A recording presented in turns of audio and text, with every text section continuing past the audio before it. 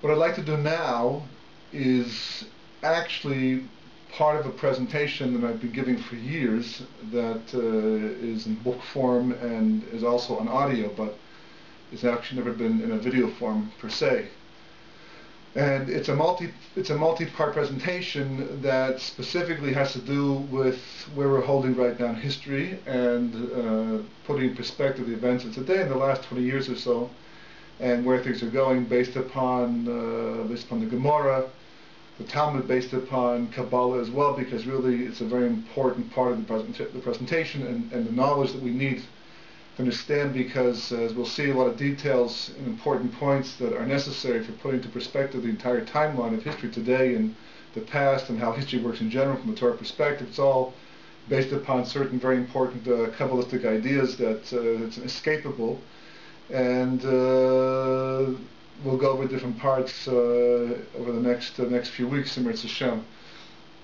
In terms of understanding the role that Kabbalah plays in this presentation, because if people hear Kabbalah, it's like, ooh, some people are very excited, they can't wait to learn it, they want to get into it, they want deeper and deeper ideas. Some people feel it's something to stay away from, to back off from, because they feel that it's off limits. And the truth is there's room for both opinions and in between as well, because pure Kabbalah, for the most part, for the uninitiated, for people who have little background, is like basically learning quantum mechanics if you have no physics education. It's not going to make sense. It's a lot of numbers, facts, and figures that really won't mean much to you because of the fact you lack the background, the perspective to put it all together and appreciate the picture.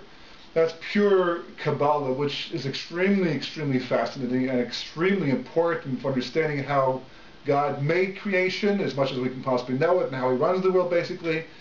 But when we talk about Sod and Kabbalah in this respect, we're talking about primarily certain specific points that come out that are based in Kabbalah that really have a pshat, a very simple explanation for what they mean in terms of how they can be applied in everyday life.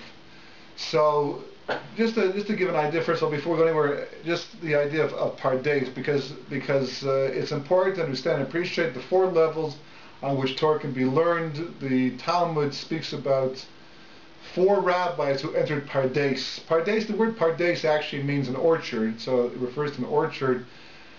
Sounds a lot like the word paradise, because the word paradise more than likely came from the word pardes, because the original paradise, Gan Eden, the Garden of Eden, was actually was a pardes, was an orchard. There was all kinds of trees there, but in this respect, as the Gemara points out, one of the few places the Gemara gets obviously Kabbalistic, there's a lot of Kabbalah in the Gemara, because the authors of the Gemara, Rav Shimon, Rabbi Kiva, all these different people who lived at that time were the premier Kabbalists of that time, and for the most part, to a large degree of history. Rav Shimon Bar Yochai and Rabbi Kiva, these are great rabbis who knew Kabbalah way beyond our understanding, could do Kabbalah's Maisis, practical Kabbalah. The Talmud is filled with stories about what they could do. So, you can't separate Kabbalah from the rest of Torah. You can do it in language, but it's a way of thinking, it's a way of looking at the world. So therefore, if in fact that they are giving over the Gemara, they're also doing it with Kabbalah in mind. So the rabbis point out, specifically the Arizal explains in Shar HaGilgulim and other places as well, that pardes is really, we call it Roshei Tevos, literally the heads of words, but it's like an acronym. Each of the letters of the word pardes stand for another word. Pardes is written in Hebrew, Pei, Resh, Dalet, Samach, but each of those letters, the Pei stands for the word pshat, which means simple explanation. The Resh stands for the word remez, which means a hint. The Dalet of pardes stands for the word drush, which is like exegetical teachings or ladrosha, to investigate, to go deeper. The word medrash, which are all the stories behind the stories in the Chumash, comes from the word lidrosh as well. And the Samach stands for the word sod, which means secret or mystery, which is an allusion to Kabbalah. So really, when it says the four rabbis entered pardes, we're not talking about going into a physical garden where they're having a little afternoon off and packing a lunch. We're talking about four rabbis who used a name of God, specifically a 42-letter name of God that prophets used to use to go into a state of prophecy, and they meditated on this name, to be able to to transcend the higher levels of spiritual and Torah consciousness. And these 4 levels basically also correspond to 4 areas of Torah learning. Pshat corresponds to Mikra, the simple reading of the verse, Bereshis bara Elokim es hashamayim v'es haaretz. In the beginning God made the heaven and the earth. So that's the simplest explanation of that specific verse. That's Pshat, that's what we call Mikra. Mishnah, which of course is the basic body of oral law that we have today, which are all the laws that we live by, and that is embedded in the Chumash. The Talmud spends a tremendous amount of time. All the Gemara is based upon a Mishnah. It starts with the Mishnah, the Gemara explains it. The Gemara may go off in tangents, but the Mishnah is basically the organizing, central focus point of the Gemara is going to discuss. And the Gemara spends a tremendous amount of time marrying together the written law and the oral law by showing how that the oral law is in fact alluded to in the written law. If it was actually written out on the same level as the verses themselves, the Torah would be massive and you'd have no oral law and everyone could learn it. But that's not the way it's meant to be. The oral law was meant to be oral because it's part of the whole process of Torah education, to learn it, to transmit it and understand it. So the Mishnah basically is alluded to, is hinted to. A hint is something you can see on the surface, like a person winking, but you don't necessarily know what it means, right? You have to investigate. What was you hint for? What were you winking at? What is that supposed to mean? What's that phrase? But the idea of a hint is it's visible. So the Mishnah is visible. That you can see the laws are there. You have to work to fill it. You have to do certain mitzvahs. But what are the details, right? So you go, you investigate, and you find that this verse is the source of why we get married this way, etc., etc. The entire thing. So the next level is Drush, which corresponds to Talmud, because the entire Talmudic process is one of investigation upon investigation, and for the most part, without the investigation, you would never know what the law is, what the story is, and it's exegesis. It's basically investigating and going deeper, and to a large degree, a large part of Drush, the Talmud, is based upon tradition going back, I say most of it is going back to Moshe Rabbeinu, which you could not know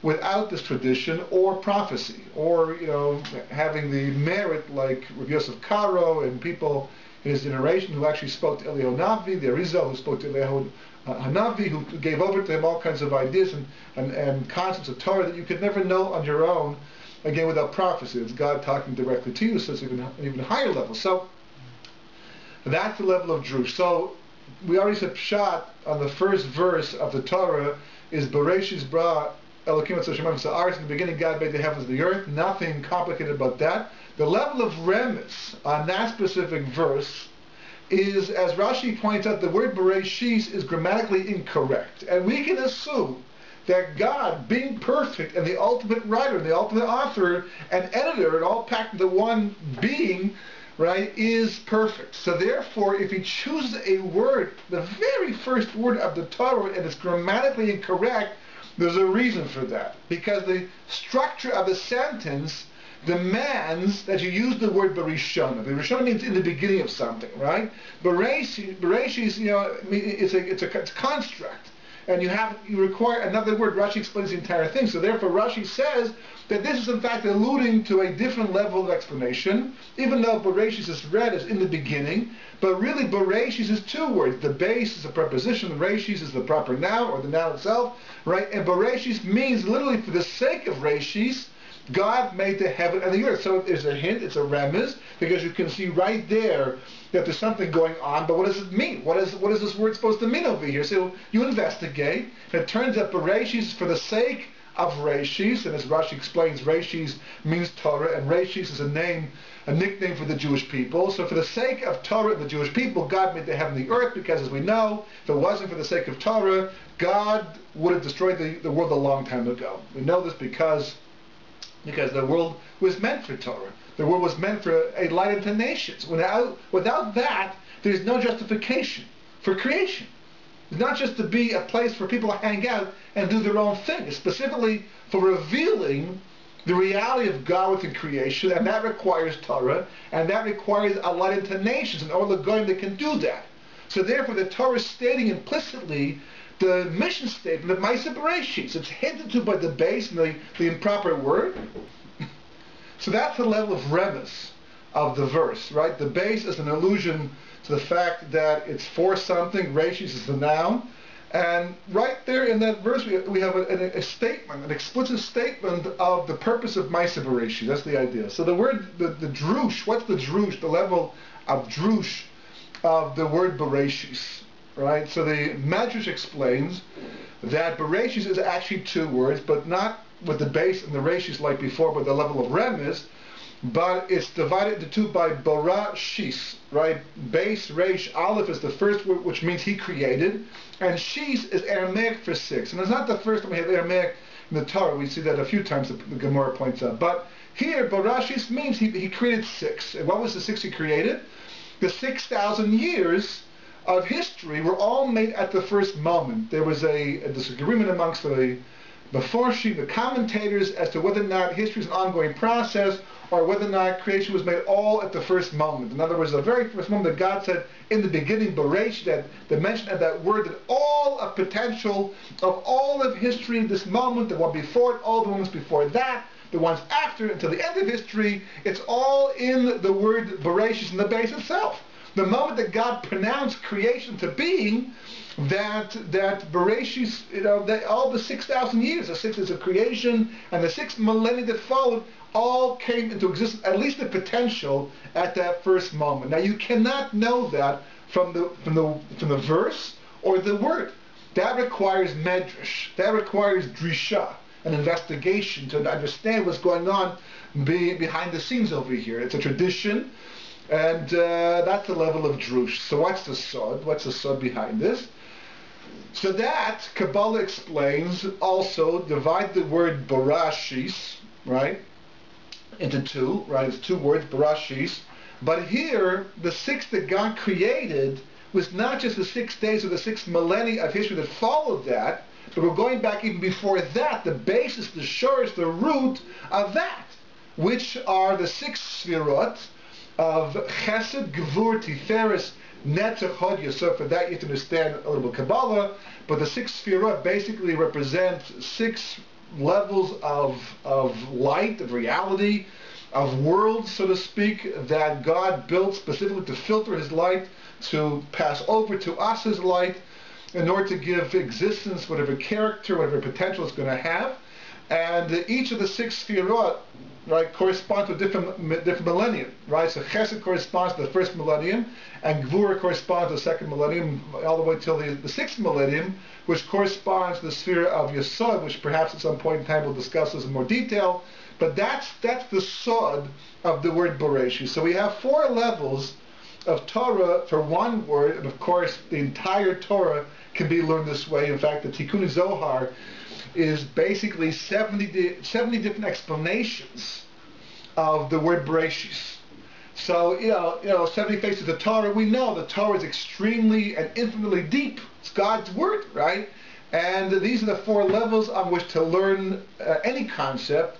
And the first word, we said Bereshis means in the beginning, but we said it can't be that on the level of remes because it's grammatically incorrect, so therefore it means for the sake of Reshis, which is the Jewish people or Torah.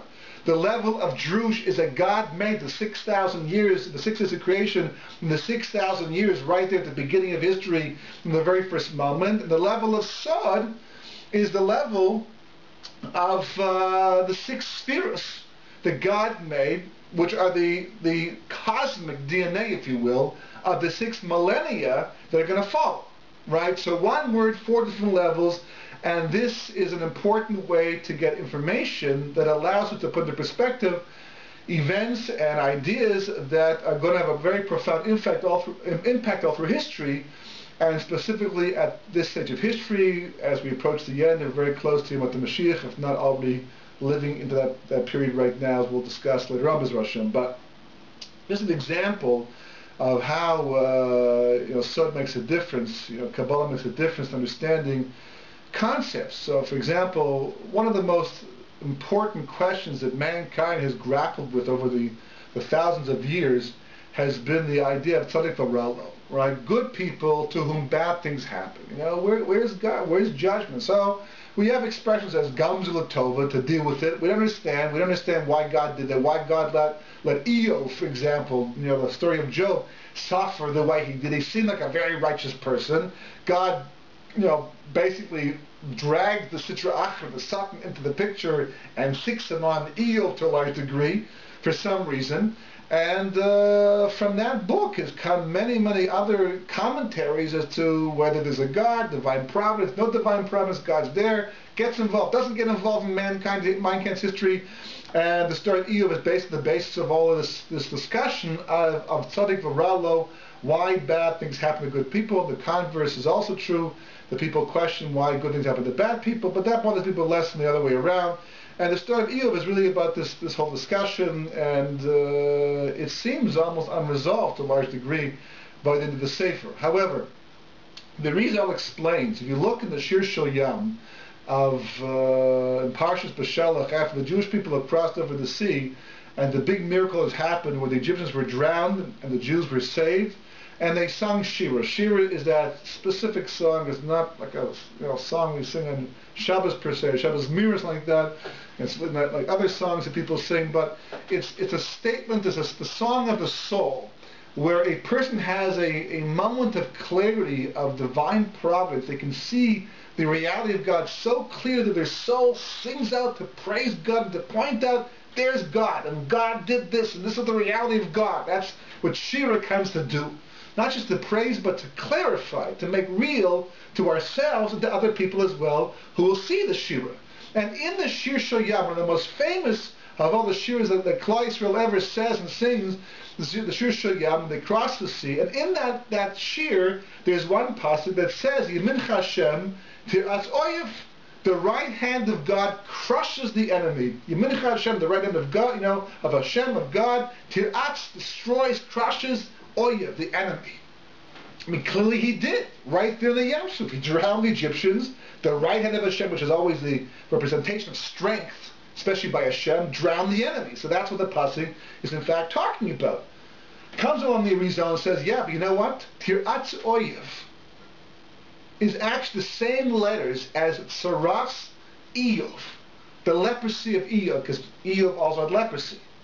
And anybody who first sees it says, well, that's true, and it's tremendous hashgacha pratis that that's the case, but what's the connection between that and that? Like, why, by the Shir Shel Yam, would the Jewish people build into it, or would God, have Moshe build into the Shir Shel Yam a reference to a story that has no connection, seemingly, to the crossing of the sea?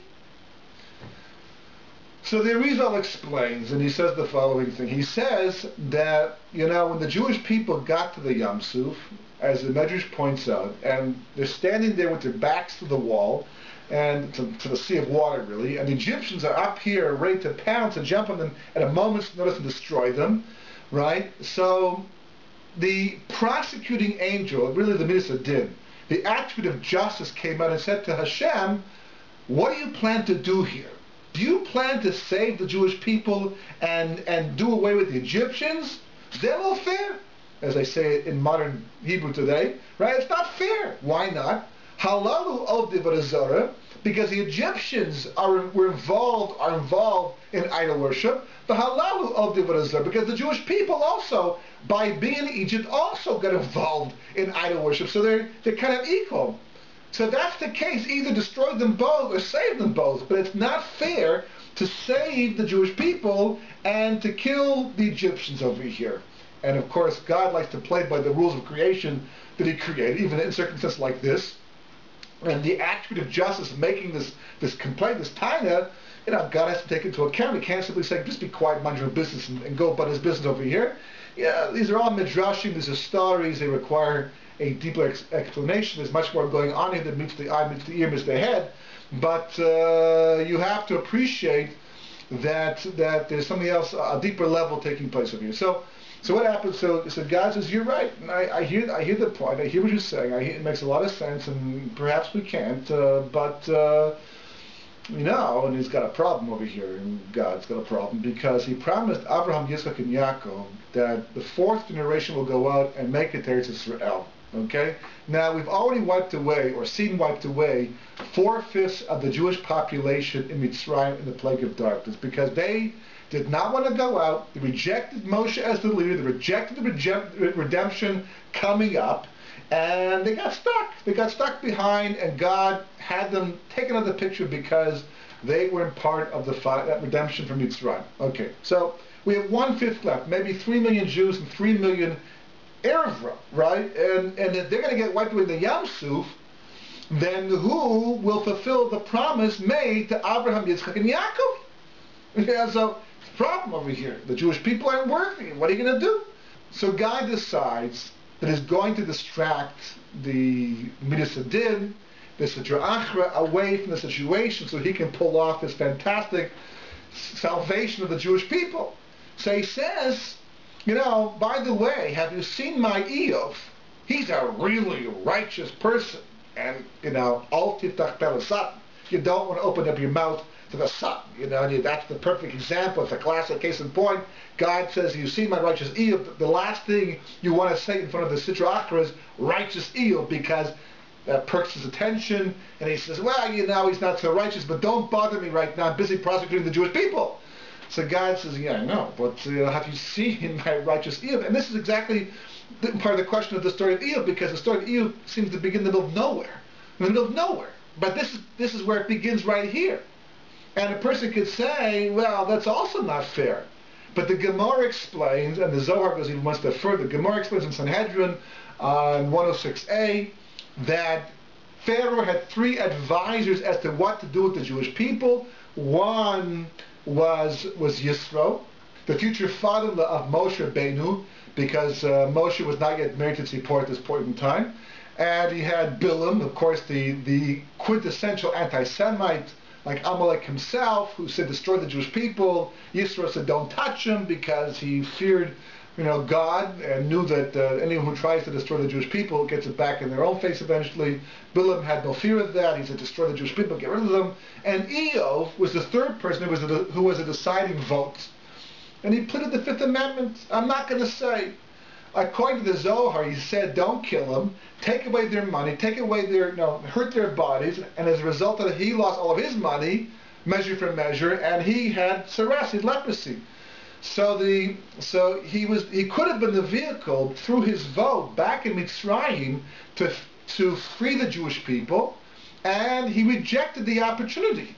So measure for measure, now by the Yam Suf, it turns out that he's becoming the vehicle to free the Jewish people.